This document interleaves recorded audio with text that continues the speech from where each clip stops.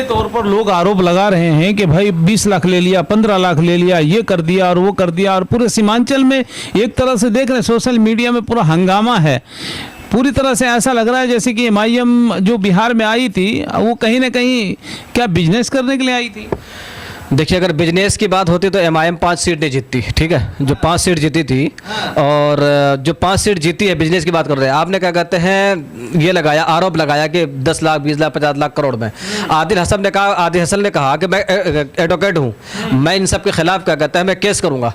आप ये बताइए, वो जब बोले केस करूँगा तो किसी ने उसका रिएक्शन क्यों नहीं दिया अभी तक? किसी के पास तो सबूत तो नहीं है। आप ये बताओ, आप क्या कहते हैं ज़मीनी सतह पर काम करोगे नहीं और क्या कहते हैं आ जाओगे टिकट लेने कि जी मैं कार्य करता हूँ। देखिए, उसमें सिचुएशन देखा जाता है, उसमें हालात देखी जाती है। आप किसी के ऊपर क्या कहते हैं इल्ज़ाम तराशी नहीं कर सकते हैं। अगर कहीं पे कोई माहौल ख़राब हुआ तो इंशाल्लाह वो धीरे धीरे सही हो जाएगा। ऐसा नहीं कि वो सही नहीं होगा, वो सब अपने हैं और इसमें क्या कहते हैं इसमें उतावले होने की ज़रूरत नहीं है, कोई परेशान होने की ज़रूरत नहीं है। कहते हैं कि क़यादत की बात है इस पार्टी में, लोग आए जुड़े, असदुद्दीन अवैसी साहब आते हैं और कहते हैं कि मुझे नेता मत बनाओ, खुद नेता बन जाओ। क्या जो लोग पार्टी में 10 साल 8 साल 7 साल से काम कर रहे हैं उनको टिकट मिलना चाहिए, या पैरासूट से बाहर से लोग आ रहे हैं तो उनको टिकट मिलना चाहिए? जैसे अररिया विधानसभा की हम बात कर लें, राशिद अनवर अररिया में कितने सक्रिय रहे और कितना मेहनत किया है ये जग जाहिर है, लेकिन उनका टिकट कट जाता है।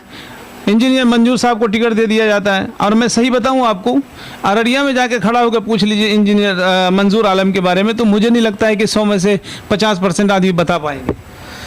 देखिए, अगर क्या कहते हैं पार्टी ने अगर कहीं गलती की है, पार्टी के सदर ने अगर कहीं गलती की है तो उसका एक मौका और महल होता है, उसका एक मौका और महल होता है। आप मुअज़्ज़ज़ लोगों को लीजिए, आप क्या कहते हैं राष्ट्र क्या कहते हैं जो सदर साहब हैं, बैरिस्टर साहब, उनको उन तक उनकी बात पहुंचाइए आप।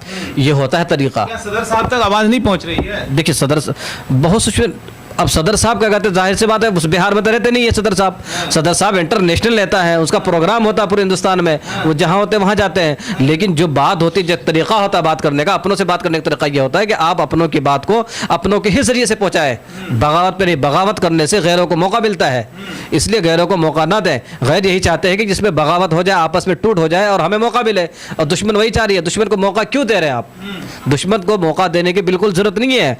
ये सिलसिला क्या कहते हैं इसकी, अब मिसाल के तौर पे 30-30 40-40 साल से लोग मेहनत करते हैं कांग्रेस में, बेचारे रो रो को वीडियो बना रहे हैं, उनको टिकट नहीं मिला, दूसरों को मिल गया टिकट। आप ये बताइए, क्या कहते हैं आपका नीतीश कुमार की पार्टी है, नीतीश कुमार क्या कहते हैं 20 साल से क्या कहते हैं हुकूमत कर रहा है, ओनली सिर्फ 4 मुसलमानों को टिकट दिया है, बस ओनली 4 मुसलमानों को। आबादी हमारी कितनी है?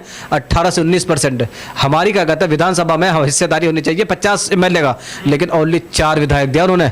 क्या ये हिस्सेदारी है? लोग जो आरोप लगा रहे हैं, किस तरीके का देख रहे हैं, पूरा नंगा नाच हो रहा है, लोग जो है बैनर पे पोस्टर पे जूता बजा रहे हैं और आरोप लगा रहे हैं। ये नादान लोग हैं, भी समझदार नहीं ये लोग, ये बेवकूफ़ लोग हैं। ये बहकावे में आ रहे हैं लोगों के, इनको बहकावे में आने की ज़रूरत नहीं है।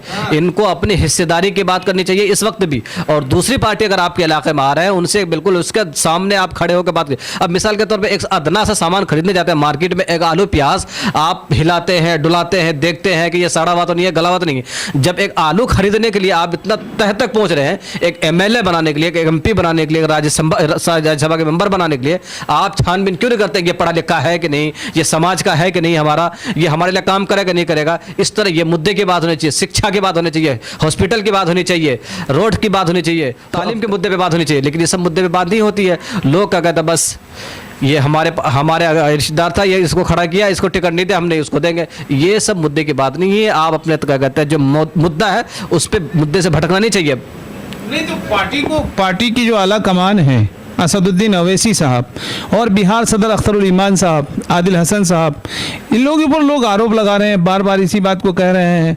तो ये कहीं ना कहीं कुछ ना कुछ तो ऐसा है जो इस तरीके का जो उपद्रव का मामला हो रहा है।